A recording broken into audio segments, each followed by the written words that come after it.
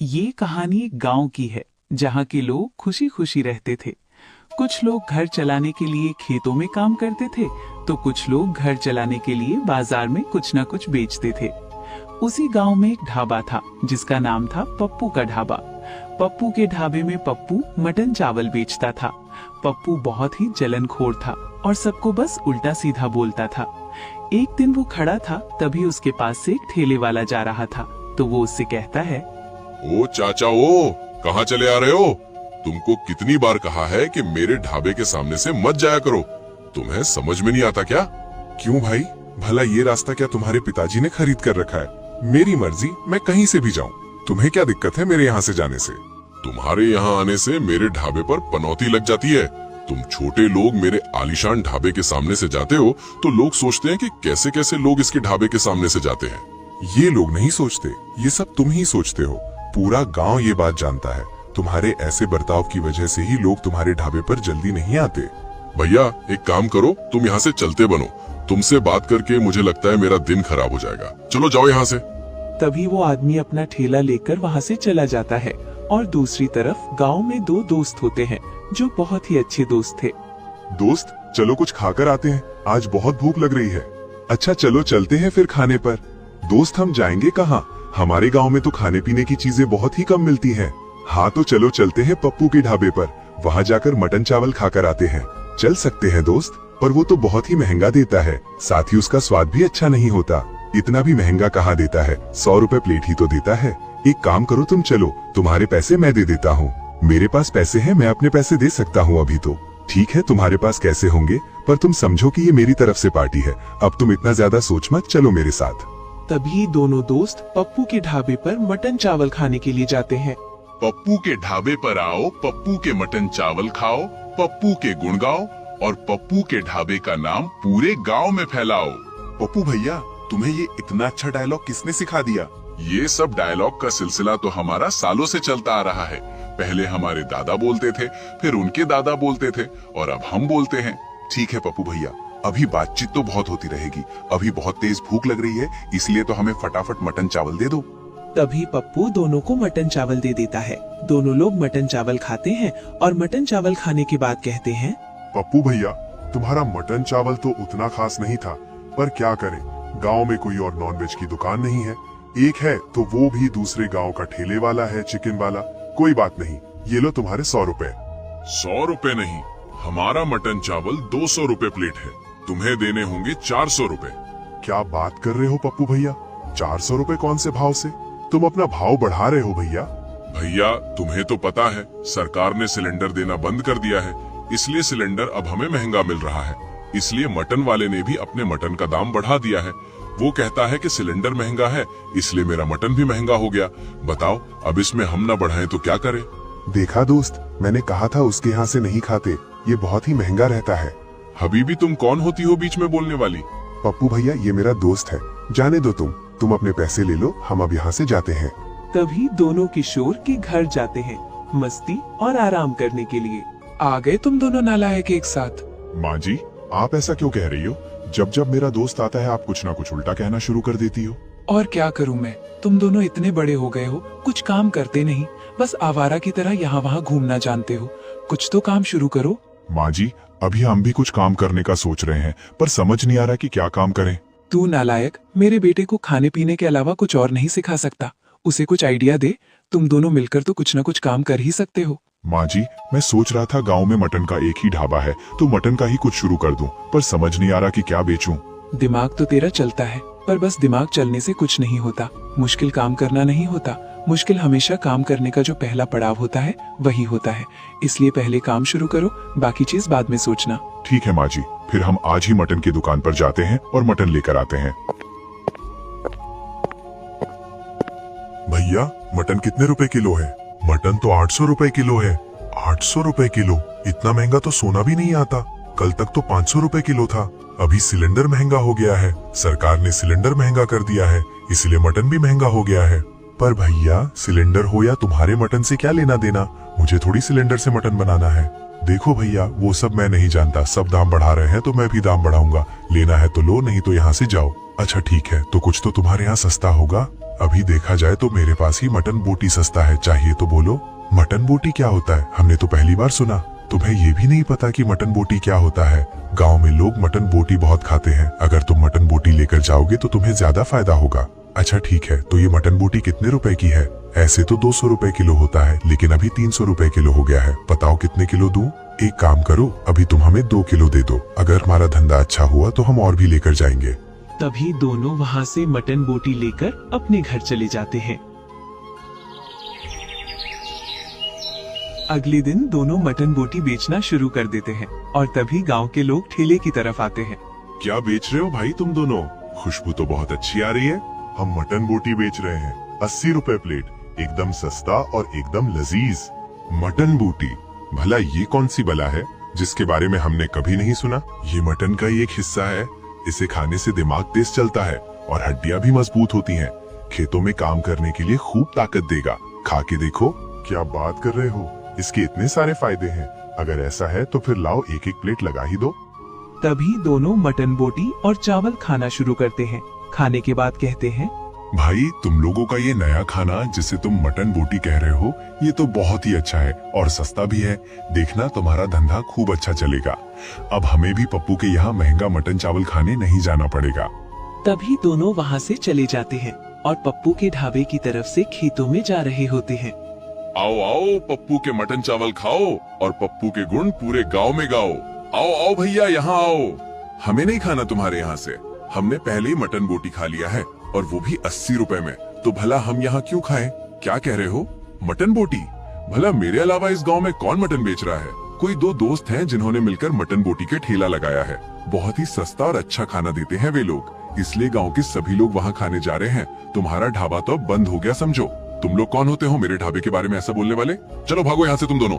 तभी दोनों वहाँ से चले जाते हैं। पप्पू का ढाबा खाली खाली रहता है और दूसरी तरफ किशोर और उसके दोस्त के ठेले पर गांव के कई लोग खा रहे होते हैं। पप्पू भी अपना ढाबा बंद करके घर जाता है। क्या हुआ पप्पू जी, आज आप इतनी जल्दी क्यों आ गए? सारा मटन इतनी जल्दी खत्म हो गया क्या आज? नहीं, मटन खत्म नहीं हुआ। आज कोई मेरे ढाबे पर खाने को नहीं आ रहा था। गांव में 2 लोगों ने ठेला लगाया है, सब गांव वाले वहीं खाने को जा रहे हैं, इसलिए मेरे ढाबे पर कोई नहीं आ रहा। अच्छा, ये तो बड़ी दिक्कत वाली बात है। ऐसा चलता रहा तो तुम्हारा तो धंधा बंद हो जाएगा। तुम्हें कुछ तो करना पड़ेगा। हाँ, पर मैं क्या करूं? मुझे तो कोई आइडिया नहीं आ रहा है। तुमने कहा कि वे दोनों दोस्त हैं और ऐसी कोई दोस्ती नहीं जिसमें झगड़ा ना हो। इसलिए तुम एक काम करो, दोनों के बीच झगड़ा करवा दो। फिर इससे ये होगा कि वे दोनों अलग अलग हो जाएंगे। फिर तुम एक को अपने ढाबे पर काम देना और उससे भी वही बनाकर बेचने को कहना जो वे लोग अभी बेचते हैं। ये आइडिया तो बहुत ही अच्छा है। अब मैं ऐसा ही करता हूँ। कल सुबह होते ही कुछ तरकीब लगाकर दोनों में झगड़ा करवाता हूँ। अगले दिन सुबह सुबह पप्पू जा रहा होता है। तभी वो देखता है कि किशोर का दोस्त मजनू बैठा हुआ था। वो मजनू के पास जाता है। मजनू भाई, यहाँ क्या कर रहे हो तुम? आज अपने दोस्त के साथ ठेला नहीं लगा रहे? अभी तो मैं मटन लेने जा रहा था, तो सोचा 5 मिनट आराम कर लूं। पर पप्पू भैया, तुम यहाँ क्या कर रहे हो? मैं तो ढाबे पर जा रहा था, तभी तुम पर नजर गई। फिर मैंने सोचा कि कितने लाचार हो तुम। इतना काम करते हो, फिर भी तुम्हें अपने दोस्त के साथ पैसे बराबर बांटने पड़ते होंगे। क्या कहना चाहते हो? साफ साफ कहो, मैं कुछ समझ नहीं पा रहा हूँ।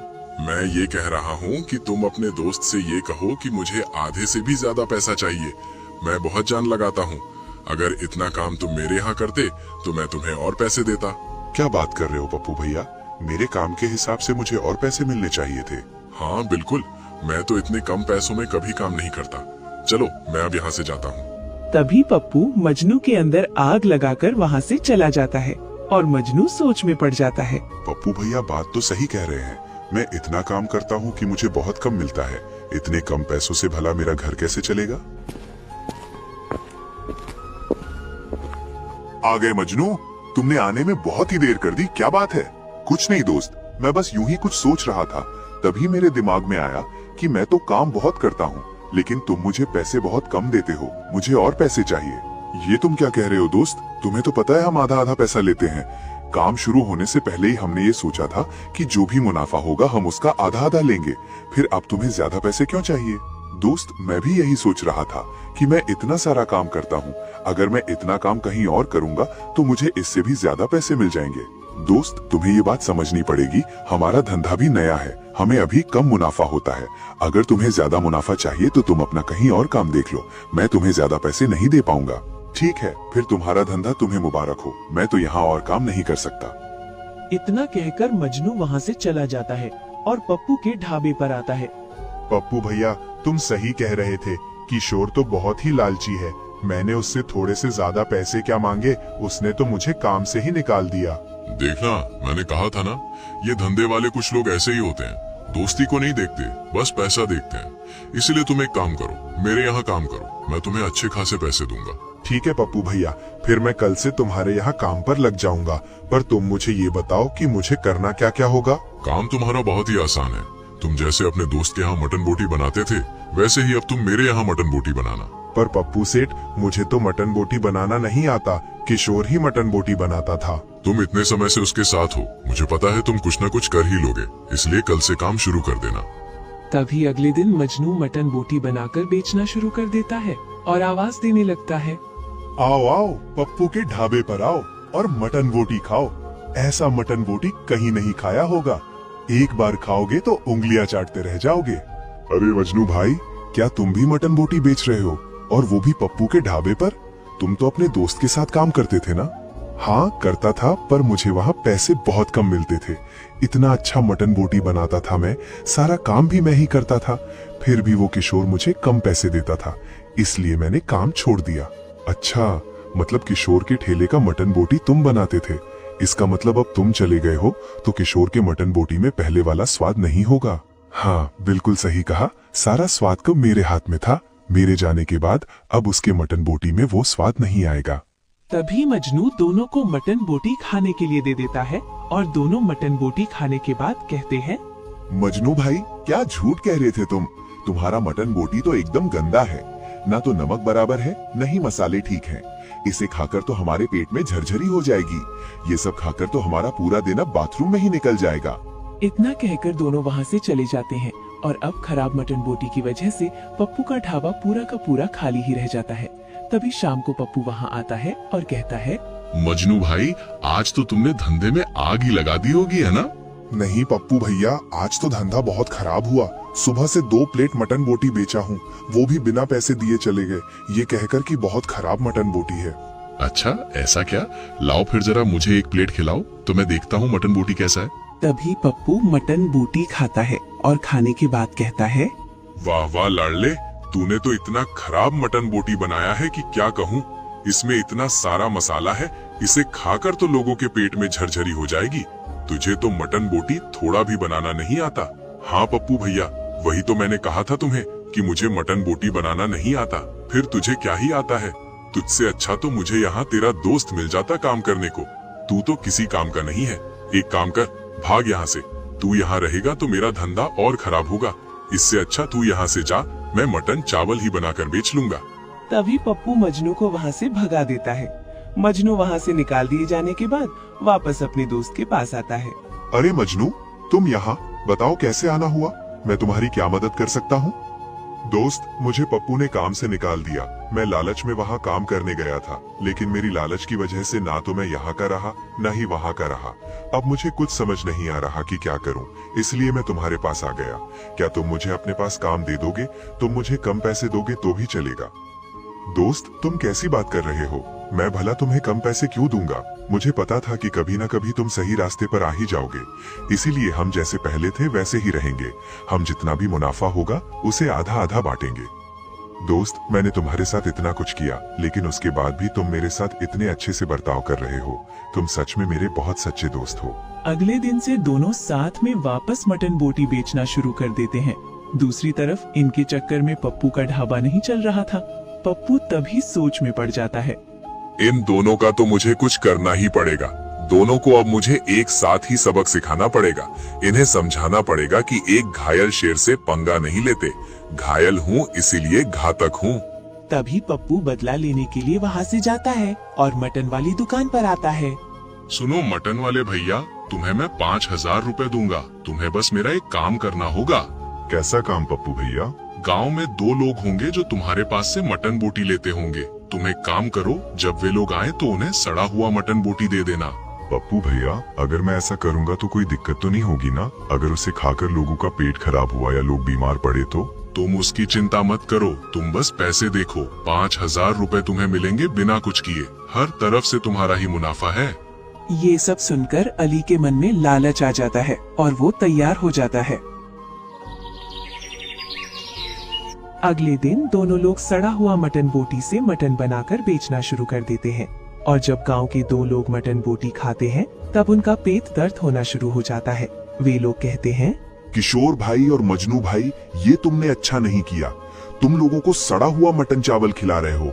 हमारा बहुत तेज पेट दर्द हो रहा है, हम तुम्हें छोड़ेंगे नहीं। ये तुम क्या कह रहे हो दोस्त? हमारा मटन बोटी तो एकदम ताजा होता है, हम भला सड़ा हुआ मटन बोटी क्यों बेचेंगे? वो तो हम खाने वालों को पता चलता है कि क्या ताजा है और क्या सड़ा हुआ। तुमने आज सड़ा हुआ मटन बोटी खिलाकर अच्छा नहीं किया। अरे भैया, हमें पता नहीं था कि ये सड़ा हुआ है। ये तो सब उस मटन वाले ने हमें जो दिया हम वही लेकर बेच रहे थे। मैं आपको अस्पताल के पैसे देता हूँ, आप जाकर दवाई ले लो। हमें पैसे वैसे नहीं चाहिए, हम अब सीधे पुलिस को बुलाएंगे और तुम लोगों को अंदर डलवाएंगे। तभी वो आदमी पुलिस वाले को फोन कर देता है और पूरे मामले को सारी बात विस्तार में बता देता है। कुछ देर में पुलिस वहाँ आ जाती है।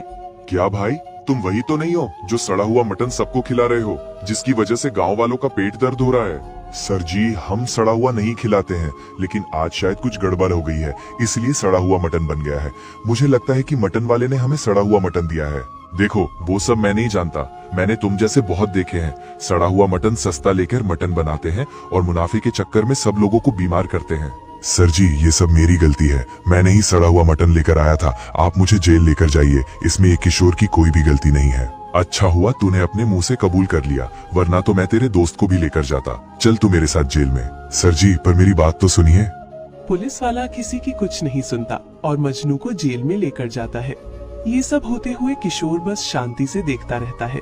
वो समझ जाता है कि ये सब मटन वाले ने नहीं किया। वो तुरंत मटन वाले के पास पहुंचता है। सुनो मटन वाले भैया, मुझे पता है कि आपने मुझे आज सड़ा हुआ मटन बोटी दिया था। बताओ, ये सब आपको किसने करने को कहा था? आपने ऐसा क्यों किया? तुम क्या कह रहे हो? मुझे तो उसके बारे में कुछ भी नहीं पता। लगता है आप ऐसे नहीं मानेंगे, लगता है मुझे पुलिस बुलानी ही पड़ेगी। अरे नहीं नहीं, रुको, तुम पुलिस मत बुलाओ, मैं तुम्हें सब सच बताता हूँ, लेकिन बस एक ही शर्त पर, कि मुझे कुछ नहीं होना चाहिए। ठीक है, तुम बताओ ये सब किसने किया। मैं वादा करता हूँ तुम्हें कुछ नहीं होगा। ये सब पप्पू ने करवाया है। पप्पू ने मुझे कल 5,000 रुपए दिए थे और कहा था कि मैं तुम दोनों को सड़ा हुआ मटन बोटी दे दूं ताकि तुम्हें पुलिस पकड़ ले। तभी ये सारी बातें सुनकर किशोर पुलिस वाले को फोन करता है और पुलिस वाला पप्पू के घर पहुंच जाता है। सर जी आइए आइए, कैसे आना हुआ? चाय पानी कुछ लेंगे? चाय पानी नहीं लेने आया मैं, यहाँ तुझे लेने आया हूँ। चल मेरे साथ जेल में। बेटा, बहुत लोगों को फंसाने का शौक है ना तुझे? सर जी, आपको कुछ गलतफहमी हुई है, मैंने ऐसा कुछ नहीं किया है। बेटा, तेरी पोल खुल चुकी है। मटन वाले ने सब बता दिया है कि कैसे उससे 5,000 रुपए देकर ये सब काम करवाया है। ये सुनकर पप्पू तो सदमे में चला जाता है। फिर पुलिस वाला भी पप्पू को जेल में डाल देता है और दोनों दोस्त वापस से खुशी खुशी अपना अपना दुकान शुरू कर देते हैं और दोनों की दोस्ती और गहरी हो जाती है।